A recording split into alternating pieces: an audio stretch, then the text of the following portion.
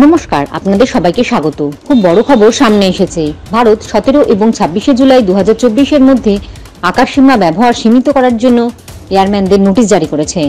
ভারত কোনো ক্ষেপণাস্ত্র পরীক্ষা করবে।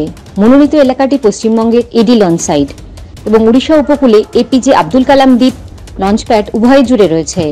এটি বিশ্লেষকদের বিশ্বাস করতে পরিচালিত করছে যে পরীক্ষায় এডি-1 ইন্টারসেপ্টর ক্ষেপণাস্ত্র জড়িত হতে পারে, যা ভারতের ব্যালিস্টিক মিসাইল ডিফেন্স বা বিএমডি ফেজ ইল প্রোগ্রামের একটি গুরুত্বপূর্ণ উপাদান।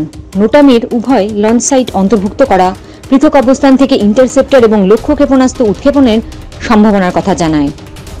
নির্দিষ্ট ক্ষেপণাস্ত্র পরীক্ষা করা সংক্রান্ত আনুষ্ঠানিক নিশ্চিতকরণ অপেক্ষায় থাকা অবস্থায় দুটি লঞ্চপ্যাডের ব্যবহার একটি বিএমডি সম্পর্কিত পরীক্ষার সম্ভাবনাকে শক্তিশালী করে। এডি-1 ইন্টারসেপ্টরটি উচ্চতায় আগত ব্যালিস্টিক ক্ষেপণাস্ত্রগুলিকে নিরপেক্ষ করার জন্য ডিজাইন করা হয়েছে। ভারতের ক্ষেপণাস্ত্র প্রতিরক্ষার সক্ষমতা বাড়ানোর চলমান প্রচেষ্টার মধ্যেই এই উন্নয়ন ঘটেছে। বিএমডি প্রোগ্রাম একটি বহুস্তরীয় ব্যবস্থা যা সম্ভাব্য ব্যালিস্টিক ক্ষেপণাস্ত্র হুমকি থেকে দেশকে রক্ষা করার জন্য কল্পনা করা হয়েছে। আশা করা যায় পরীক্ষার বিস্তারিতভাবে জানাতে পারবো আমরা, তারপরে আপনাদের জানিয়ে দেওয়া হবে। জয় হিন্দ, জয় জওয়ান, জয় কিষান।